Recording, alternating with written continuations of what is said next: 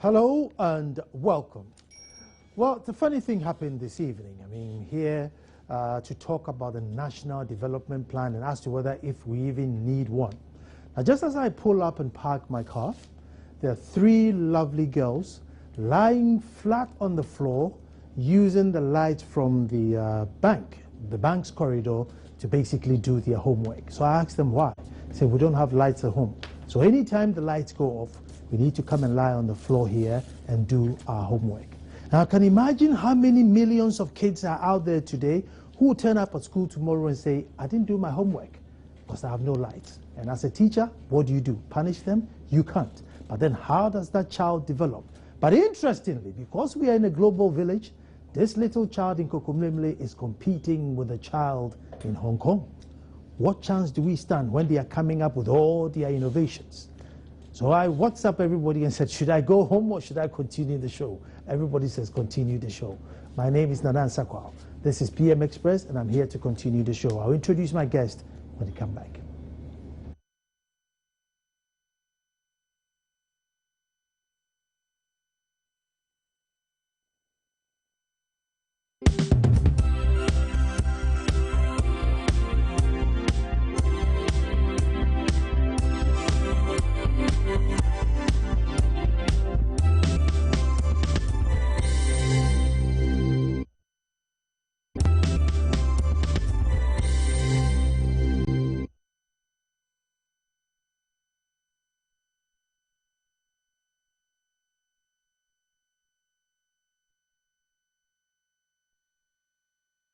On the screen, that is a picture that I just took of the three lovely girls lying on the floor, just basically hustling with some light to do their homework. Sign of our times, a political Ghana.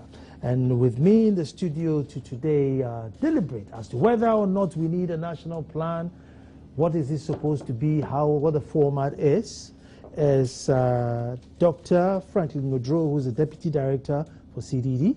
And then I also have Dr. Ransford Jampo, Senior Research Fellow, IEA. And we are here to talk national development. Doc, do you want to make some correction? Or are you okay?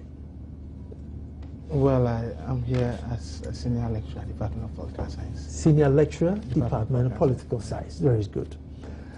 Doc, do we need a national development plan? Because if we need it, then you don't need any multi-party system. The one person just has to carry on along with it, I think.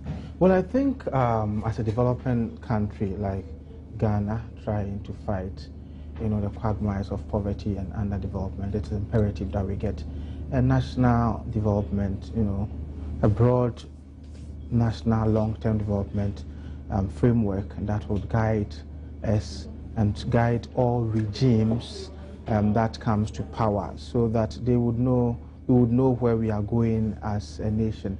We haven't done so well in terms of development because of policy discontinuities. I mean, one regime comes to initiate a policy and then another person comes and say that we don't need that.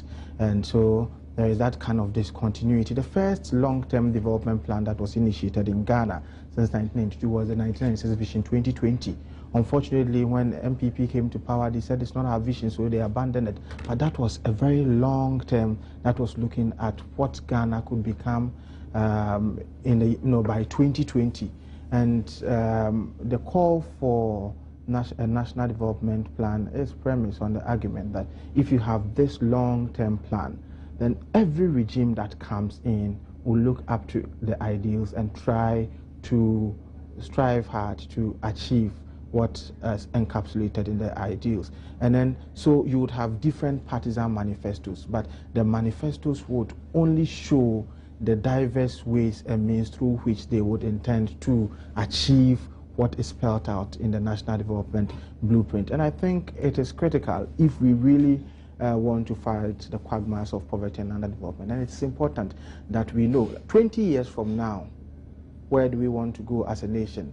We can have that long-term blueprint that says 20 years from now, there shouldn't be doomso. 20 years from now, we should have water in every home. 20 years from now, everybody should have access to health and all that, so that irrespective of the regime in power, whoever comes to power, you implement it. And so that's why, you know, in the wisdom of the electorate, you know, and the ordinary citizenry of Ghana, when they were consulted by the Constitutional Review Commission in their rounds, in their consultation processes, they recommended this, that Ghana needs a truly long-term and nationalistic national development plan that will be entrenched in our constitution and that will be binding on all regimes that comes to power. Unfortunately, in the government's white paper, it rejected the fact that we need a plan that will be binding on all regimes, because they felt that it will have a command model of development, and also there are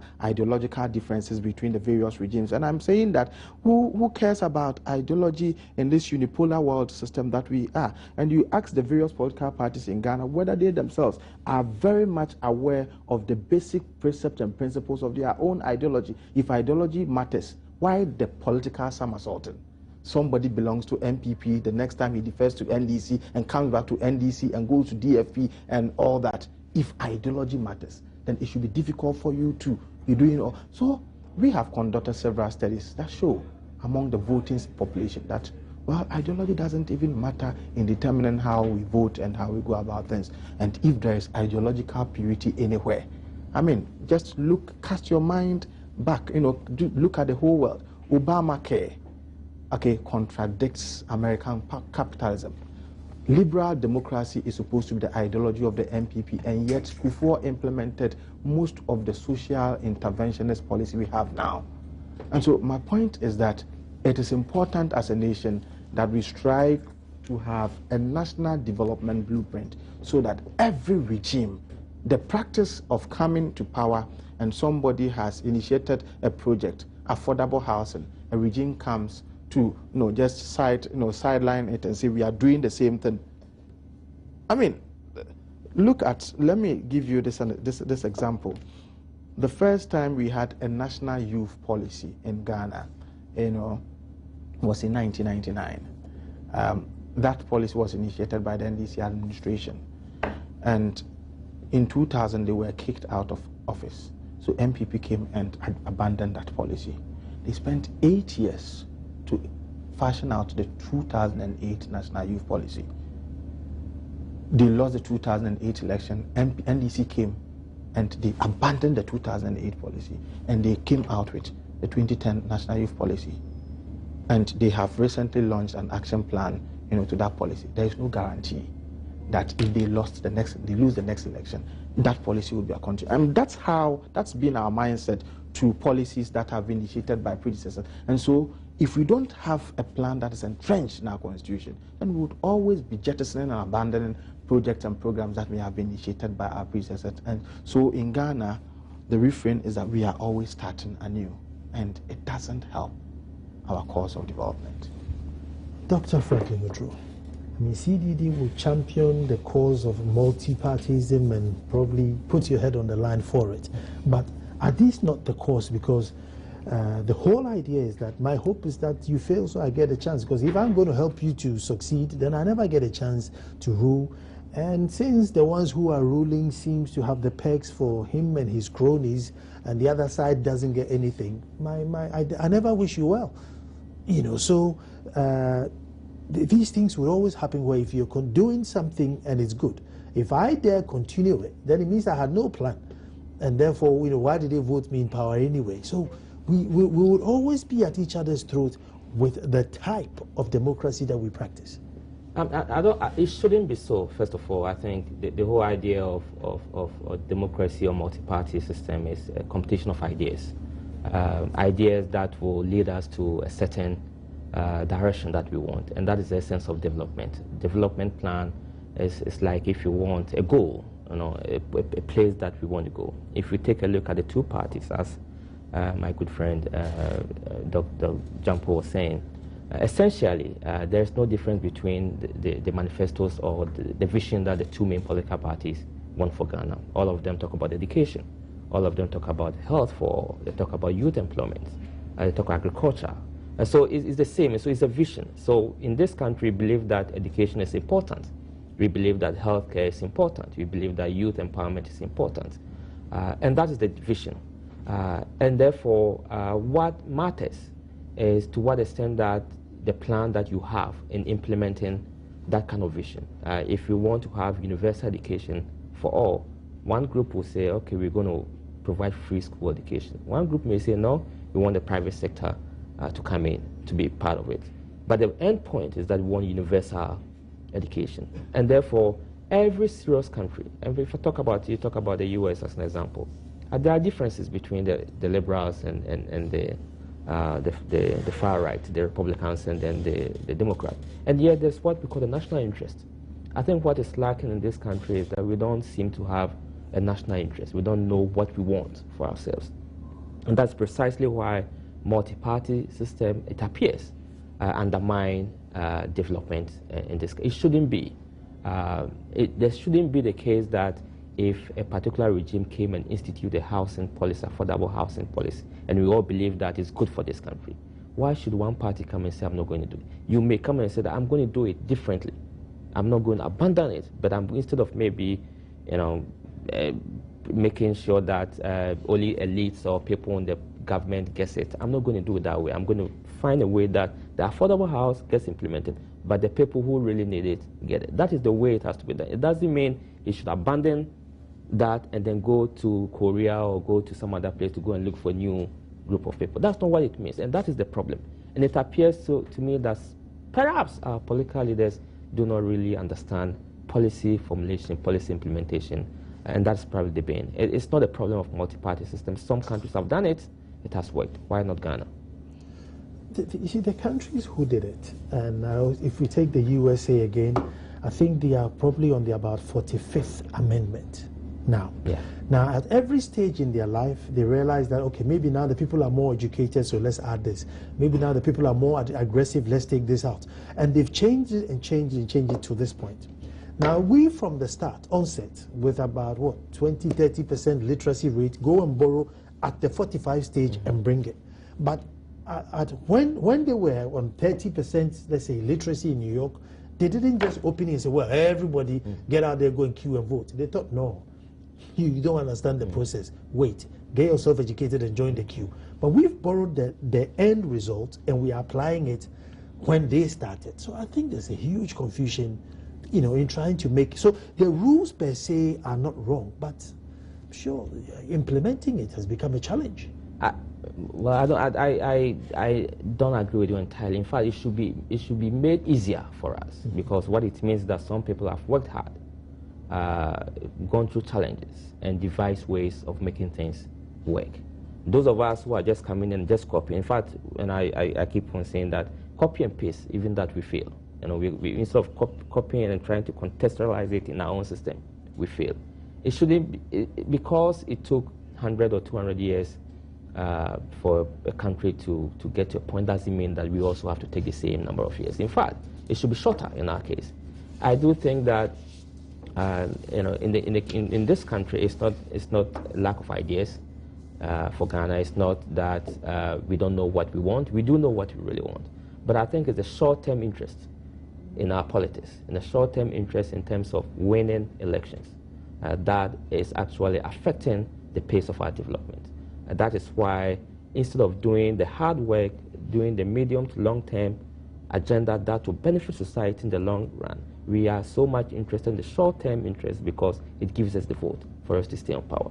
Until we abandon that path, I think we'll continue to face this. I'm not too sure if the argument you're making about a group of people taking years to get to a point. No, shouldn't be. Yeah. You see, I agree with you again to say that they went through certain systems, and yes. Once upon a time, women were not allowed to vote, men were not allowed to vote, poor people, if you don't pay tax, if you haven't been in school. So they went through all that and amended and amended and amended until they got to this time. But by now, they have probably about 98, 99% literacy rate. So they assume everybody is now, can decide for themselves and go and vote not on the basis that he's tall and handsome or he comes from my village. They'll vote because I think he can do this or he can do that.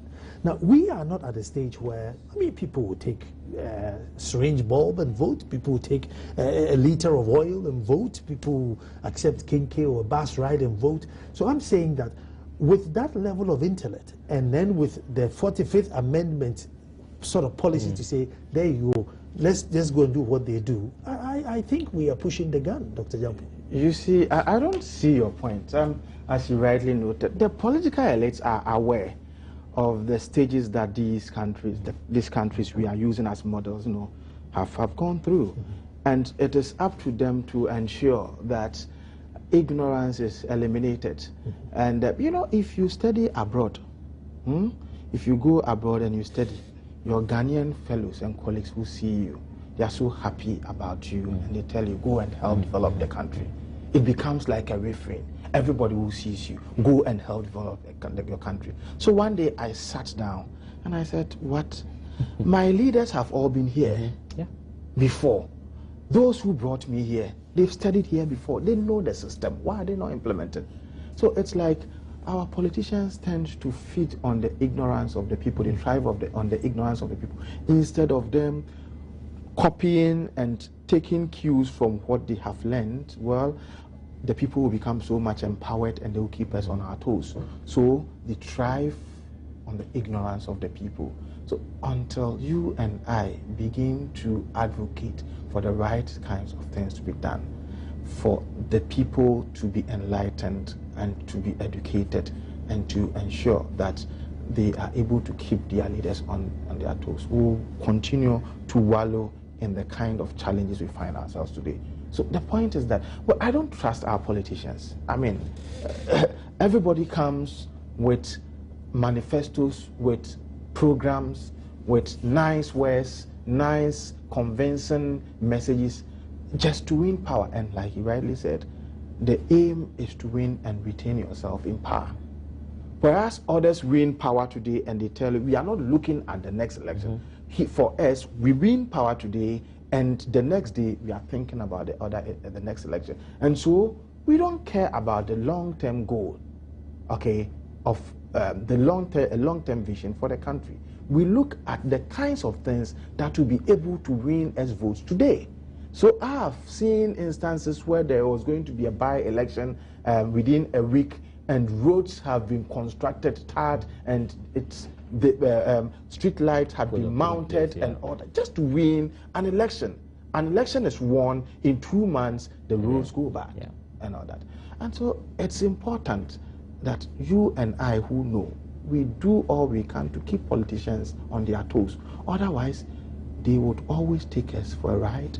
They would always do things to please those who would be able to give them votes, on short-term basis. And there will be nothing like national vision. You understand? I see a leader who pats himself on the shoulders that he's done well as a leader who has failed.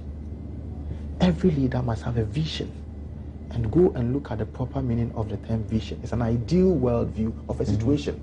An ideal is a utopia. You can achieve it.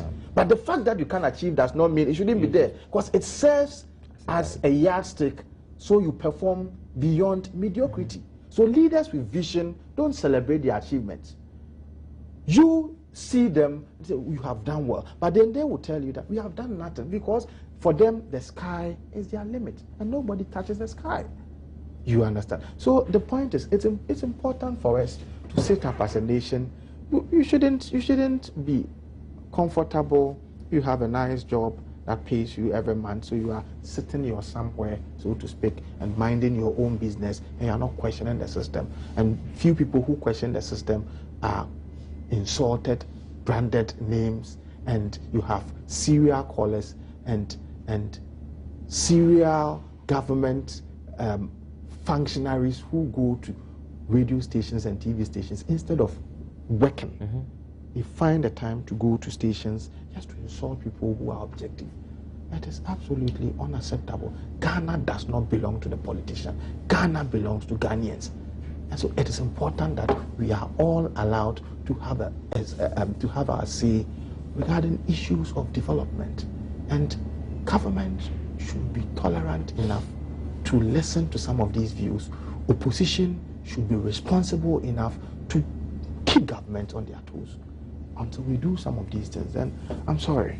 To do some of these things, we are sorry. So those of you listening today, just be honest with yourselves. And it's like now. I mean, it's lights off in the area, and I'm sure they haven't picked every house and said, well, you are a government functionary, therefore you have light. It affects us all. And we are coming straight back. The conversation continues.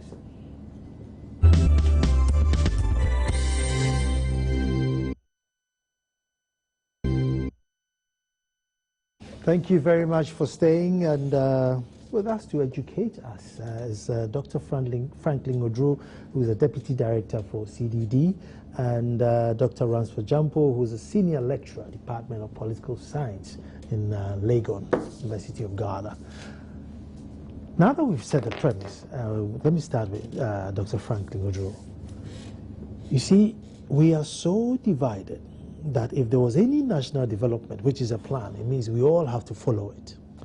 Now, recently, Julius Deborah comes up with his cleaning project. Now, if you are an MPP man, in some areas, if the cleaning is going to come on Sunday, quickly on Saturday they come out to clean, so that any excuse not to clean on a Sunday. And the most interesting one is when you're crossing the Adome Bridge, the bridge is no more there, so you can use a little canoe to cross. Now, Kofi Seyameya, who's an MP in Sujama, he's MPP, so he's bought really fancy boats. He pays 50 pesos and he crosses, but he's MPP man. So there's another very ugly, unstable boat with MV and Sujama written. So all the people who are NDC queue up to go onto this unstable boat to cross because they won't cross on this. I mean, that's how degenerated we have become. So if there was a national policy, how would we follow? When somebody is prepared to put his life on risk and sit in this ugly boat, just because if an MPP man bought this, I won't sit in it, and I'm sure the NDP people also will not go and risk their life on the other one. How would we follow a national development for it to work? First of all, we need to elevate institutions of the state. Mm-hmm. I think what the problem of this country is that we don't respect and we don't give priority to institutions. The constitution of this country has set up the National Development Planning Commission, right? It's supposed to give a sense of direction of where the country wants to go. It's supposed to be composed of technical people, not partisan people. But if you have a situation where you degenerate or you bring this institution to be partisan composition, I'm not saying the NDP says, but I'm using that as an example, then obviously you begin to set yourself against opposition or begin to set yourself along the partisan line.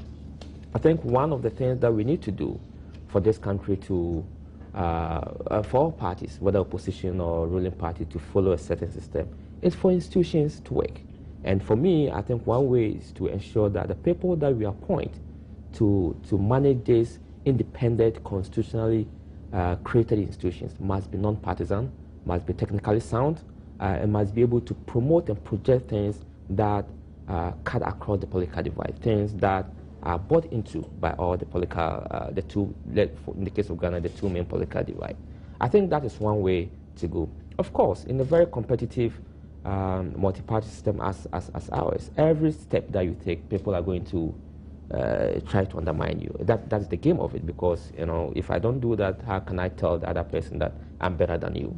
But once we have institutions that are independent, not partisan, and to crack the whip when it matters, whether you are a ruling party or you are in opposition, then everybody can be forced, so to speak, to toe that kind of line. Unfortunately, we don't have that kind of institution in this country. And I give an example again. That's the model again that we most of the time draw attention. If you go to United States, there's still political divide. There's polarization, in fact, between the Democrats and the Republicans. There's always conflict. They have institutions like the Independent Congressional Budget Office, which would always come out to give out the true and independent perspective of what cost element that every policy that is going to be. So Democrats will say this will cost this amount. The Republicans will say, no, it's going to cost high, but this independent will come, and then everybody sort of buys into that. Unfortunately, we don't have that kind of institution in this country. I'm not too sure if you can legislate policy. I think that is some arguments that it sounds great that let's incorporate a national vision, a national agenda in a constitution that is entrenched, that nobody can tamper with.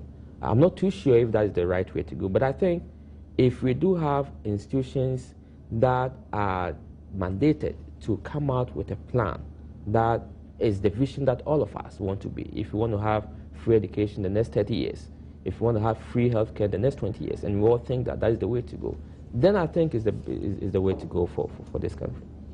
This is a message from Bishop Samuel Mensah, Full Gospel. He says, what can any government achieve if it has to provide a national development plan 2 years after assumption of office?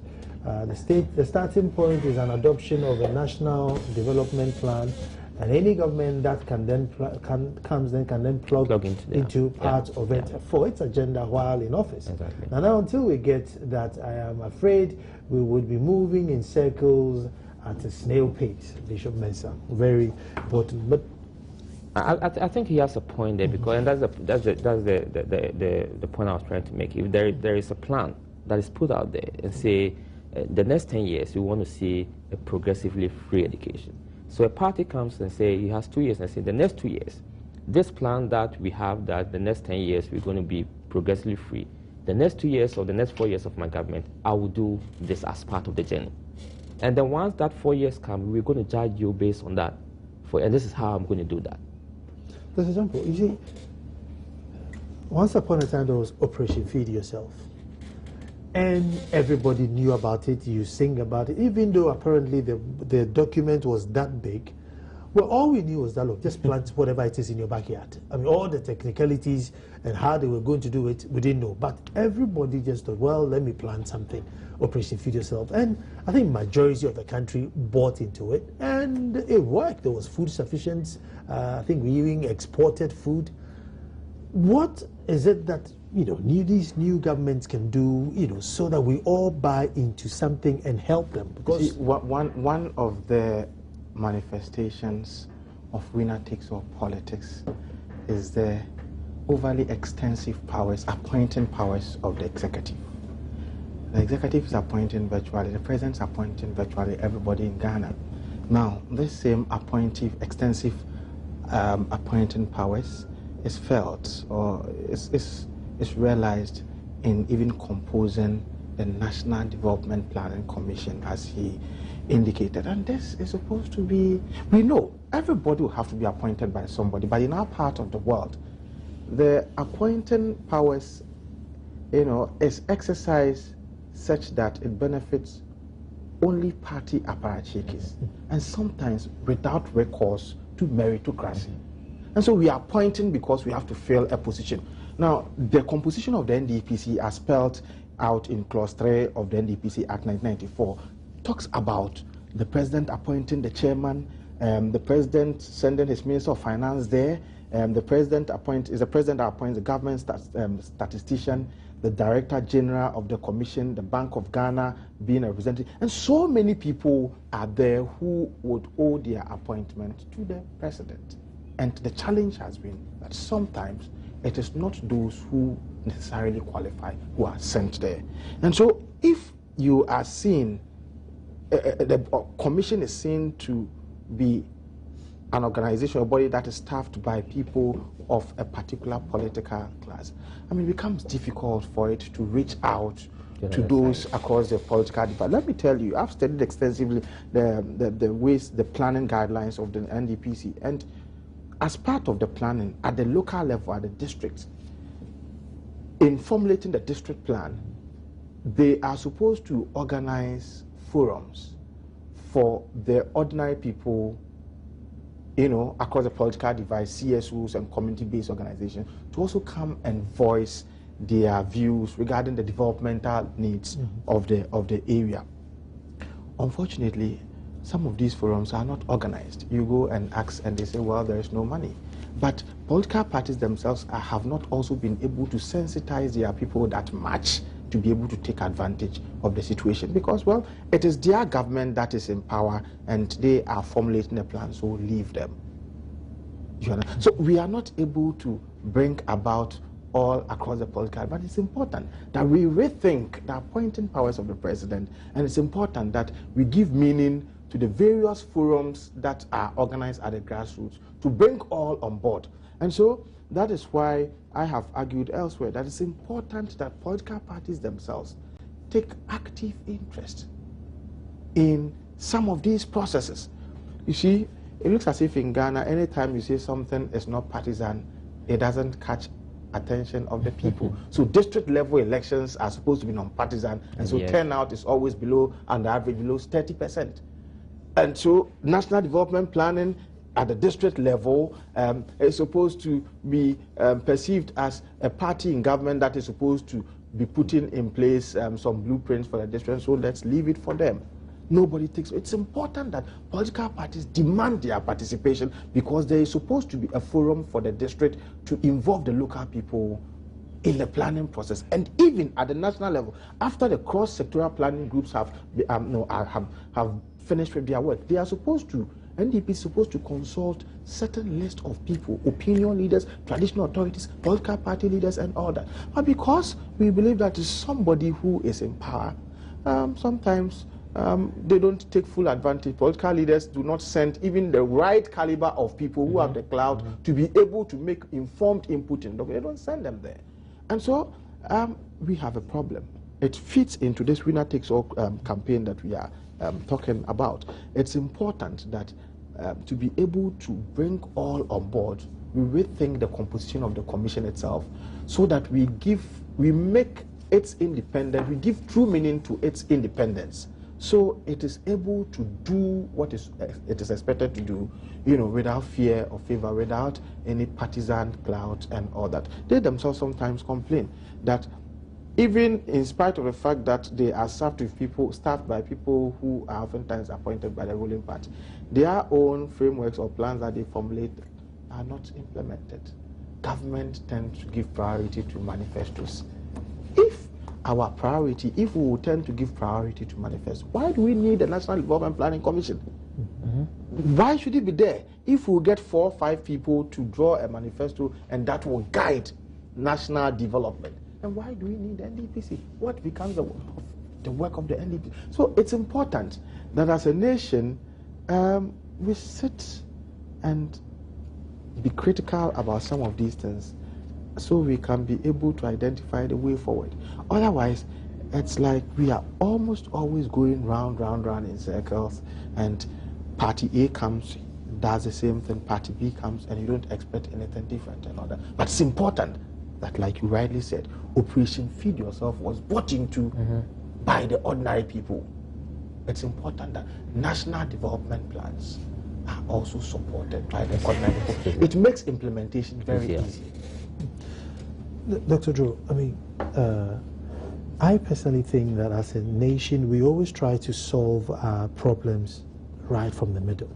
So we have no foundation whatsoever. But the reason why I say that is the level of education and the type of education that we are supplying now. Professor Nana Jane said that by the time you finish school, you're diseducated.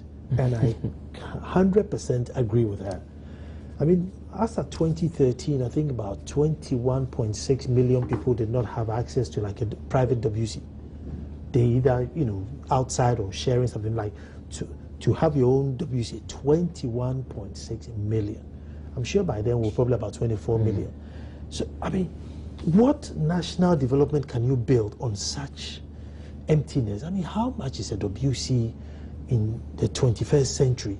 So if you're running a country and you have that much people who don't have, I don't even know if it's basic, it's automatic, then I think we really need to go back to a particular drawing board and start. And sometimes when I hear some of these things, I think the English is too big and what they're talking is too technical, and I feel, no, hold on, I don't think we are there yet. We need to come back, swallow our pride and come back and say, look, let's start from here, a different sort of education. No, I mean, sometimes when you sit back and you read and you hear some of these things, exactly the point that comes to your mind. And for me, I think it sounds like there's a policy formulation deficit in this country. It shouldn't be, because we have the best of the political science department where I studied. My former professors, they are gurus. They get out of this country and advise other governments on how to initiate policies and implement them. Unfortunately for this country, that's not what we do. I think our policy formulation processes comes across like in a process that is not built on any foundation. And exactly the point that you make, that we develop policies without thinking of how to implement them. And then the policy hangs on the paper, in the law, and it doesn't get implemented. What is the problem with that? Again, it may be that we don't take seriousness into some of these things. It may be that we are eager and so happy to just say something and put something on paper without thinking of the consequence of that.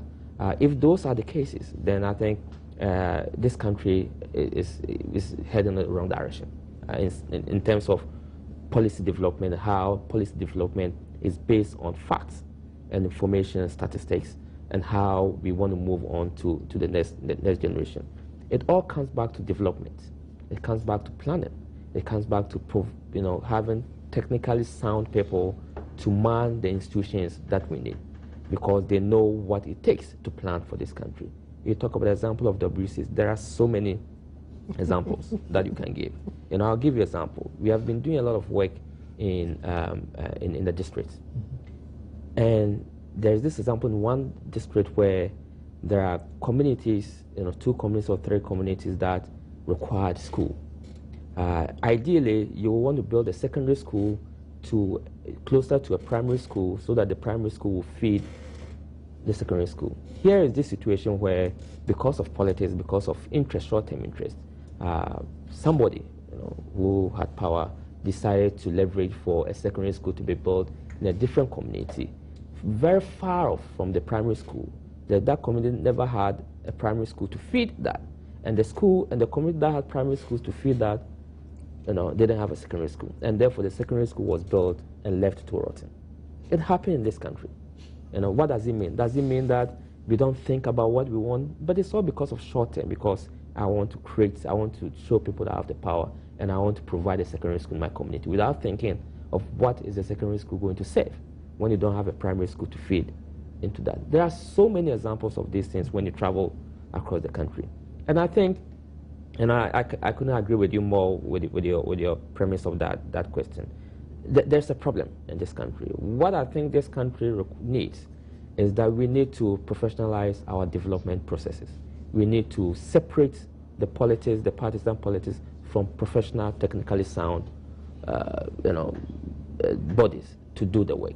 If we have Institute of Surveyors, let us deal with them to give us the advice. If we want to build roads, let's take the best advice from our professionals to do that. If we take the advice and we throw them away and we do something else, then we are not doing good for this country. In fact, we are destroying the generation of this country. One of the things that Ghana, we have not, as I grew up in this country, we haven't had, is that we don't have, in my view, have leaders who are willing to sacrifice and build and not enjoy at the same time. In this country, we want to build and enjoy at the same time whilst we're here. We don't have leaders who want to build and say, I'm going to build and put it down and move on.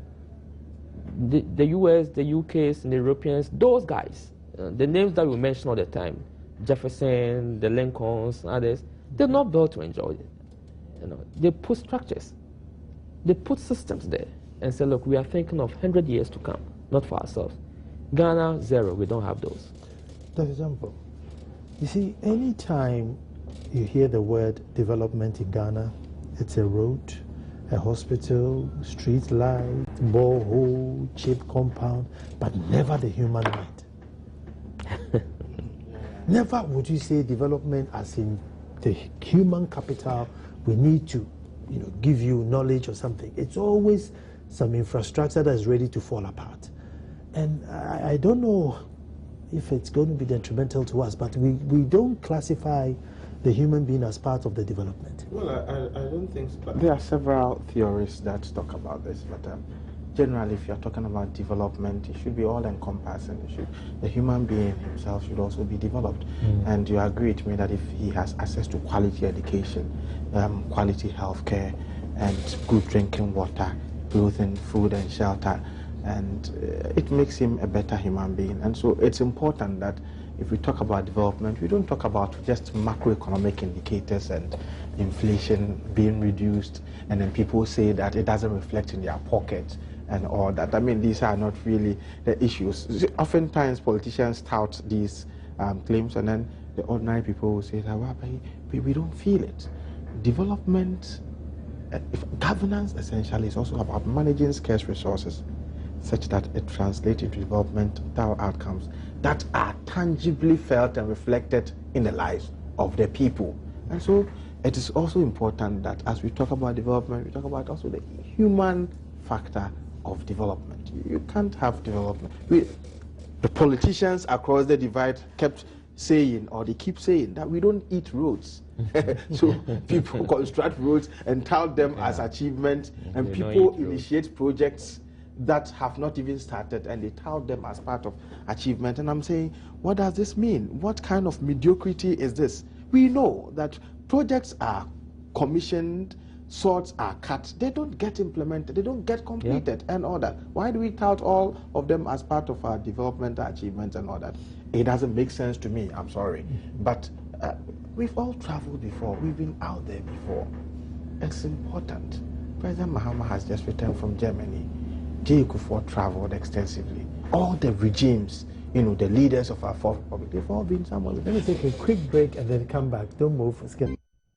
Well, thank you very much for staying, and we're just looking at, just trying to set the basis of if indeed there was going to be a national development plan that we all buy into, how is it going to work with all our myriad of problems? And I'll start with you, Dr. Franklin. I mean, if we had one, should it be prioritized, where we say we start with education, or we're going to start with agriculture, or we're going to start with this, or should we, it's one of those things where, look, let's start all at once? Because I think sometimes we spread ourselves too thin, and then we are not able to make impact in anything. I think the goals of every nation and aspirations are many. If you want to list it, here, you're probably going to have thousands of pages of what Ghanaians really want. However, there are levels at which you want to place some of these priorities and some of these needs. I wouldn't probably call it prioritizing the list, but putting timelines to those sectors of needs. And therefore, if we think that what this country needs is lack of human capacity in terms of education, and if we want to elevate that by ensuring that we provide universal education for all, then we want to put it as something that we put timelines on which are closer in terms of putting a lot more resources there to get there. But we cannot, in my view, say that we're going to take 3 or 4 issues and put it into a development plan and neglect the others. Because if we do that, the danger is that you might end up having politicians or political actors or policymakers who are to drive these things, forget about the needs of other countries. But you need to identify all of them, but you need to put timelines on which ones do we think can accelerate the others. So if we think that human capacity is important, developing the human mind, as you put it, and we think that by developing the human mind, issues of sanitation, issues of indiscipline, others will be the things of the past. Then we do that because we know that by investing in one, we can have byproducts from other levels. That's the way I'll put it in terms of whether we need to prioritize. But I think the most important thing is how do we ensure that whatever we identify, sectorally or thematically, are things that all of us or majority of this nation buy into that. And how do we ensure that it becomes a kind of an agenda that every political party aspires to develop its manifestos from. In fact, manifesto development should come from this broad agenda. It shouldn't be that way. It shouldn't be political party manifesto now becoming the source of developing a national agenda. We should have a national agenda that transcends all political parties, and therefore political parties will look into this plan and develop their 4-year manifestos to implement. Can I have my picture on the screen, if you have it, please, till I get Dr. Jampu to finish here for me. Have you got my picture? Have you got my picture?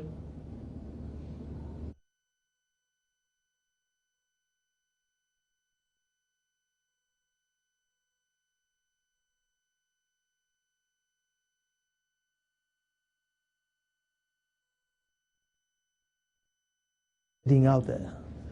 Now, because we're a global village, I mean, these kids are competing with children in Singapore, London, Hong Kong.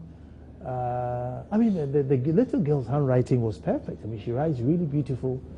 But considering the atmosphere that we put her into study, national development, I mean, what development are we going to have in 20 years' time when... Now, this is just across the road from here. I mean, they live opposite, they don't have a generator, they can't afford it. So because the bank has a generator next to the ATM, they come and lie down there. Do their homework again. To do their homework, for example. And these kids, their counterparts are in Hong Kong. Gone are the days when your counterparts were in the next village. It's a global village. They will be WhatsApping people all over the world. And what yardstick are we throwing them to face the world in future? These are very innovative kids. I mean, instead of staying at home and sleeping under the excuse of no light, I mean, they have been innovative. But on a more serious note, it looks as if these things go on, then it means we wouldn't have a future, you know, for the next generation. It is important that if the future belongs to the young people, then young people should be prepared and adequately trained and maintained for the future.